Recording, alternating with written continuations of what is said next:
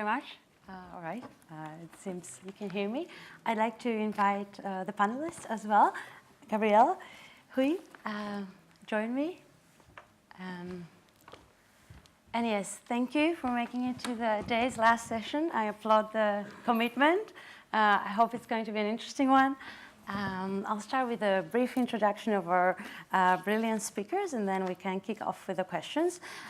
Also, it's an interactive session, so you can go into the app, into the event, click into the interactive, and then ask any questions you might have, which we'll look at closer to the end of the session.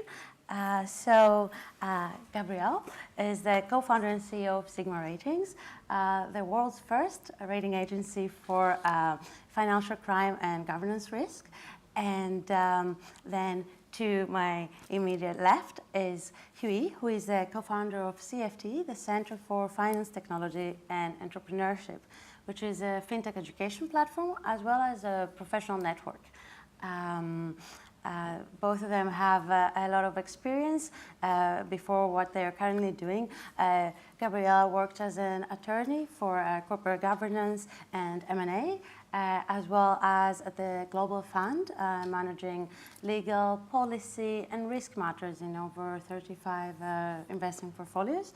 And Trieu is also currently the CEO of the Disruptive Group, a business builder and advisory firm.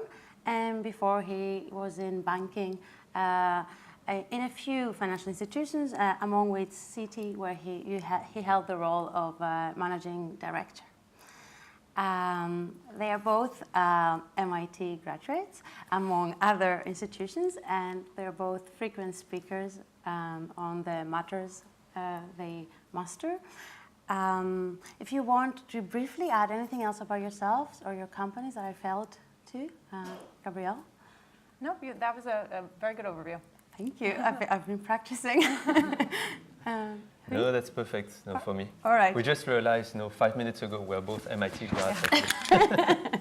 Yeah, I thought I'd weave it in. Well, good. Now we can kick off with the questions. We have a lot of topics to cover in not a lot of time. So I think we can start with InsurTech.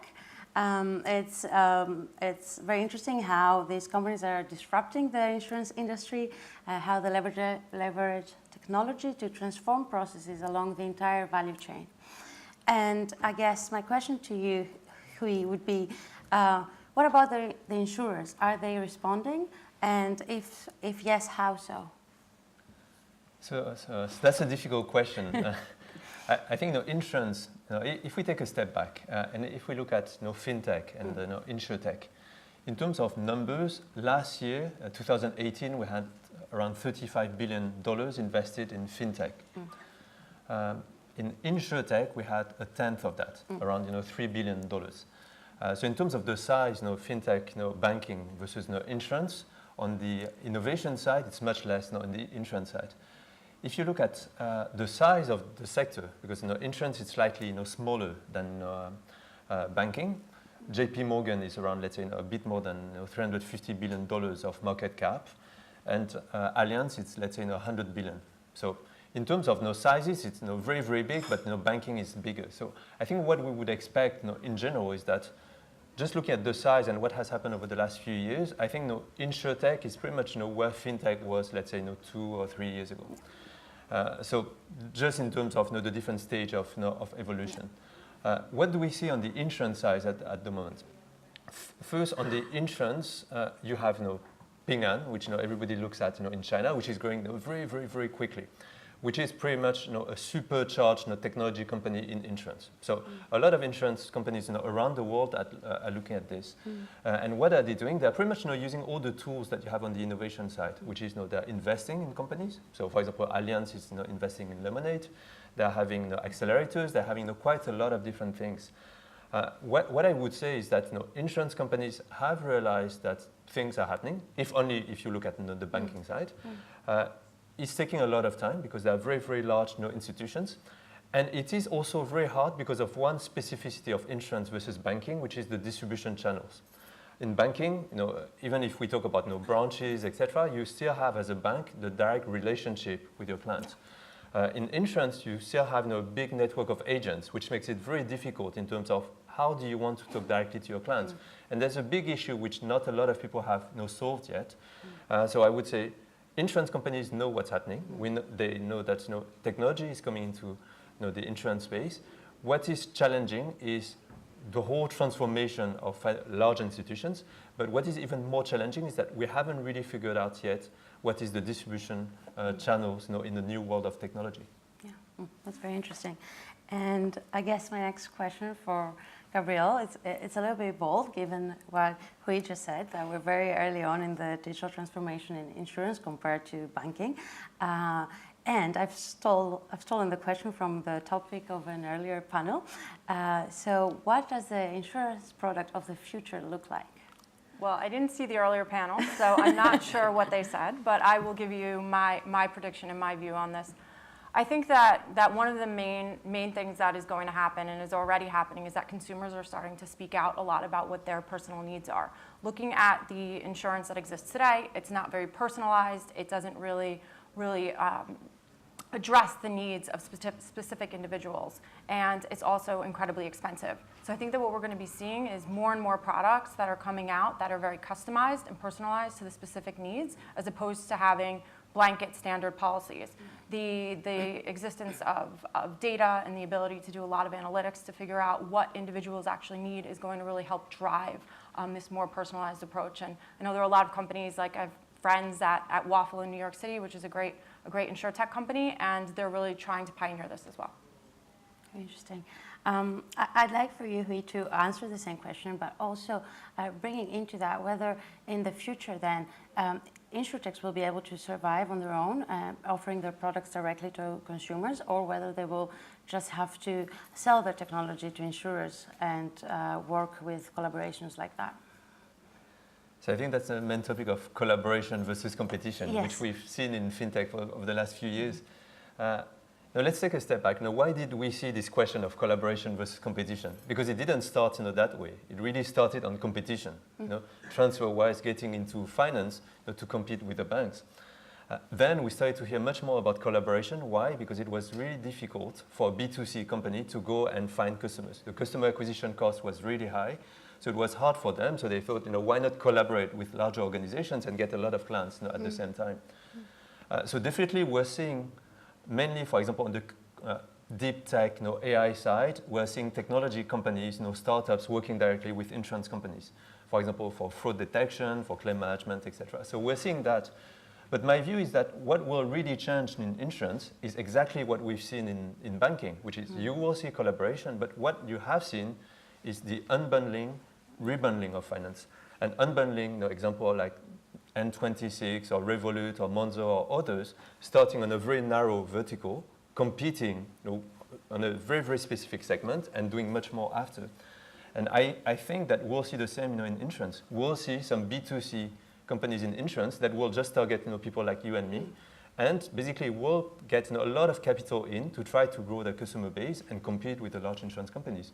So yes, we'll see collaboration, but I think what we will see more than that is some new insurance companies from scratch, challenger insurers offering insurance companies to consumers.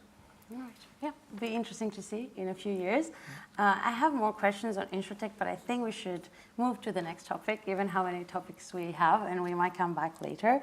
So the next topic is RegTech. I know you both have expertise on those in that area, and it's an area that continues to rise in prominence as regulations become more complex and regulators up their oversight of financial services firms. Investments is also increasing every year in those companies. And I guess what I would like to ask you, Gabrielle, is which factors do you identify as the main driving factors for this hike in investment? Yeah, the increase in investment has been really tremendous over the last few years. I believe in the first half of 2018, it was 2 to 3 times what we saw in 2017. I saw one number the other day that is predicting $120 billion in RegTech investment. So it is We obviously don't know if what that number will be, but we're talking about huge numbers of investments. And also just speaking to a number of venture capital investors in the market today, people now talk about needing to have a RegTech company in their portfolio. So it's become very mainstream. It's no longer a subset of fintech. I think that it's really become its own standalone. And I'd say there are a few main factors for this. One is the cost of compliance. I don't know how many of you were here for the panel earlier on financial crime, but it's estimated that $1 billion a year is being spent per large financial institution on compliance. Those costs just continue to rise. I would also say another factor is the regulatory backlash that we've seen. It is every day that we're hearing about a new regulatory fine, $1.1 billion from Standard Chartered just a few weeks ago. We're seeing numbers like that just increase and more fines, and there being a need for ways to disrupt and solve the ways that we've been approaching a lot of compliance challenges. And then the last one I would say is just general uncertainty in the market. Things like Brexit leave a lot of uncertainty in terms of what regulatory environments are going to look like in the future, and there's an anticipation that there's going to be an increase in regulation. So I think that everyone envisions that regulation is just getting more complex. Regulators are responding, and so they're looking for solutions. Yeah, makes sense. And did you want to add something to that? Yeah, no, I agree. You were talking from the VC standpoint. When we talk to banks, that's pretty much the same. I think one of the main challenges of banks at the moment is that after the financial crisis, of course there was a lot to be done on the compliance side, and the first answer was just more people, more and more people, which hasn't had the results that we wanted.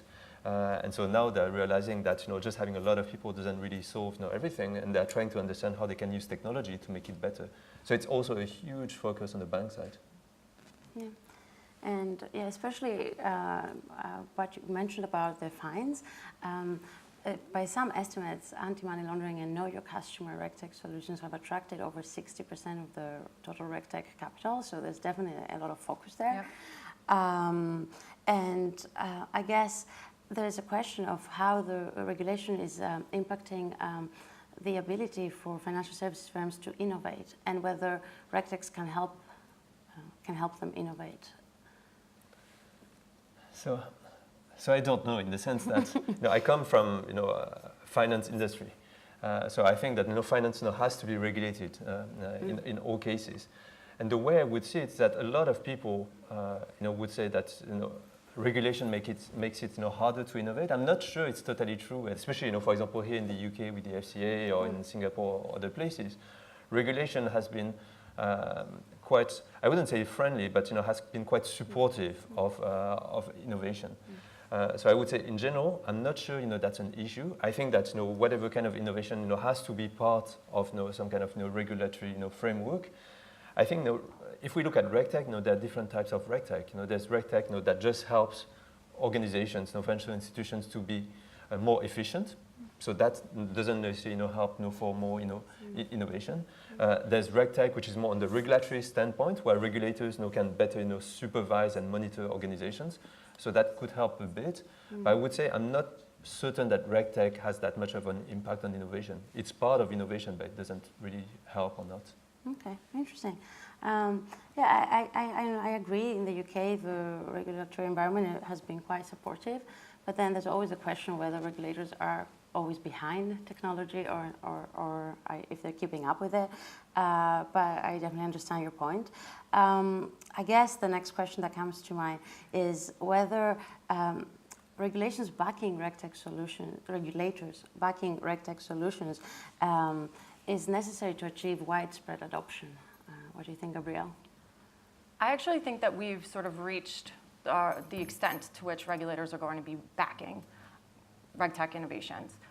Everyone that you talk to in financial services, they say, oh, well, does the regulator endorse this? Is the regulator supportive of this? And I think that what the FCA has done in terms of with the global sandbox in the US, we recently had a joint statement from multiple regulators encouraging adoption of innovation. And I think that's sort of the extent that you're going to get regulators to say that they actually back these. So now it's actually on the financial institutions to step into that a little bit and to lean into it and say that they're ready and prepared to start adopting the innovation. I don't think there's ever going to be an endorsement of any particular product. So it really is up to financial institutions to say, yes, we're ready to move forward with this and not wait any longer for regulators to back things. Okay. Do you want to add anything No, there? I'm again conscious of time. Just one more RegTech question. It's going to be broader, as is RegTech. I guess what I wanted to see from both of you is, what do you consider is the most impactful application of RegTech? So it depends what you mean by impactful. Because I would say that RegTech will be huge. It is huge. It will be humongous. So as a market, as a sector, if you are an investor, if you're looking to launch a startup, it's going to be big. For me, it's hard to be really excited by RegTech or some parts of RegTech, just because it's really the nitty-gritty within the system. So I'll take another example, which I think is interesting and that will be big also, is anything which is linked to credit scoring. The way we think of risk, the way that we think of risk is core to pretty much everything, to bank, to insurance, to pretty much everything. What is changing, what has changed and what is changing really, really quickly is that the way we thought of risk was simply that it was about past performance will predict future performance. So if you paid your loan in the past, then you will pay your loans in the future. What is changing is real-time data. It's the fact that now we have real-time data about you. We can basically extrapolate this and try to measure some kind of risk. That will totally change the way we do finance. So the measure of risk, credit scoring, risk modeling, because of real-time data and alternative data, different types of data, I think will change the way that we can do a loan, provide an insurance policy, etc. So that will be, I think, a big part on the RegTech side. I'm not saying that the rest will not be big, because I think it will be huge. But it's really much more the what I would call the infrastructure level. Gabrielle? I might be a bit biased here, but I think that it's certainly the AML space. And so anything that's touching AML or revolutionizing AML is going to be the most impactful. And I'd say that's really in two ways. One, it's probably the largest cost that financial institutions are incurring today from a compliance perspective. So I think that innovations in that space will help to reduce cost and the burdens that financial institutions have today. And secondly, it has an impact on society. Really being able to fight money laundering can have really long-term impacts. And so I think that it's the most impactful space for sure. Yeah, that's interesting. And AML and KYC feed into our next topic as well, which is identity. There was a really interesting panel before about how to provide a universal and useful solution that people can identify themselves with. And I think the technology is there, and it would allow banks and insurers to reduce costs and improve efficiency, but also remove a significant pain point for customers. So I guess the question is, how close are we to an industry-wide adoption of a digital identity solution that can be used once, can be uploaded once, and then reused again and again across multiple companies? So I wasn't part of the previous panel where I think they said that we're quite close. I'm not sure. I think it will take time. Why? Because it's what we would call a system innovation. It's an innovation for not just for a single company, but for the whole system. And system innovation are much more than just about technology. It's really about a lot of stakeholders coming together and taking a decision. And those kind of innovations takes a lot of time. So I would say, in the UK, what worked really well is, for example, faster payment. Faster payment worked really well because there was an organization that really pushed it very, very quickly. I don't really see it at the moment on digital identity. So until we have some kind of very motivated stakeholder, I think it will take a bit more time. Okay. All right. Interesting controversy then compared to the earlier panel. Okay, we have just 1 minute left. I'd like to ask a question about data, or two, which again, data is a very hot topic, and financial services firms have found new ways to tap into their vast data repositories. So I guess one question, Gabrielle, would be how can these financial institutions make the most of the data they have while ensuring that their customers know what their data are being used for?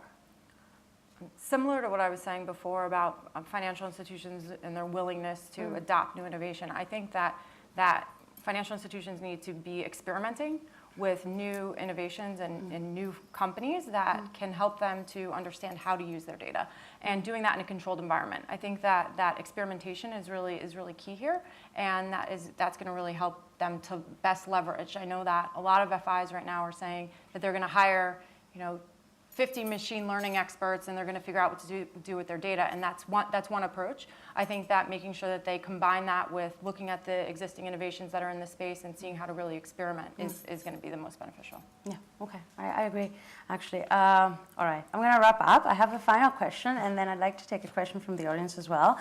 The final question is, what's a big, bold prediction you can make about the future of any of those topics we covered today? Yeah, both of you can take a go at it, and we'll see in 5 years' time how you did. Do you want to start? Sure, I'll start.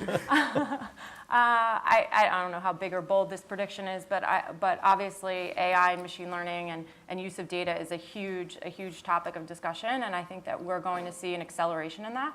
I think that the technology is advancing really fast and really quickly, and so there's a lot of room for leveraging the new technology and data in really fantastic ways. But I don't think that we're ever going to get to a place where we actually replace humans. I think that even in 10 years, we're still going to have a lot of humans, probably less, but we're not going to completely get rid of humans with AI. Yeah. So I fully agree with what you said. Perhaps two predictions. We started on InsurTech. Perhaps one of my predictions that in the next few years, you will see some huge consumer InsurTech company. In the same way as we're used to Revolut, Monzo, and 26, I think we're going to see the same on the insurance side. We're just going to be used to having a totally new startup providing insurance services, which are not the large insurance companies.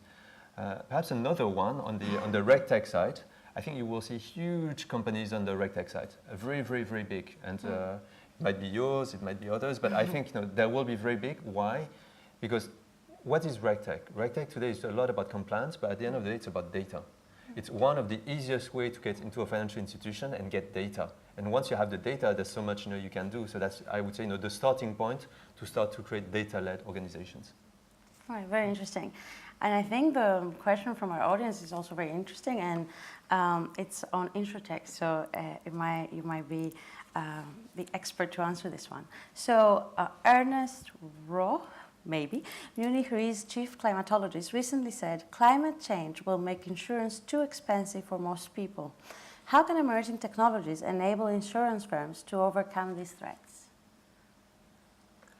So I don't know if it's going to make it too expensive. What it's going to make, or what technology is making is, as you said, insurance is becoming more personalized. So it's going to definitely become more personalized. And I wouldn't say it's going to be more expensive. There's a big society and ethical question, which is it might definitely make insurance less affordable for people who need insurance the most. And this is really about the fact that insurance is about mutualization of risk. So we take all those risks, and some people, everybody could have the same kind of insurance, and some people who have more risk will pay the same price. As you make insurance much more personalized, then some people who have high risk might not be able to afford it anymore. And from a society standpoint, that might be the people who need the insurance the most. So I wouldn't say necessarily for this, but in general, I agree that's one of the big society issues of insurance. Yeah, but it's not making it too expensive for all people. It's making it maybe fairly priced then. It might be make it not too expensive for people who might need it the most. Yeah. Okay. All right, thank you very much. I've learned a lot. Hope you have as well. Please join me in giving a round of applause to our brilliant speakers. Thank you very much. Thank you.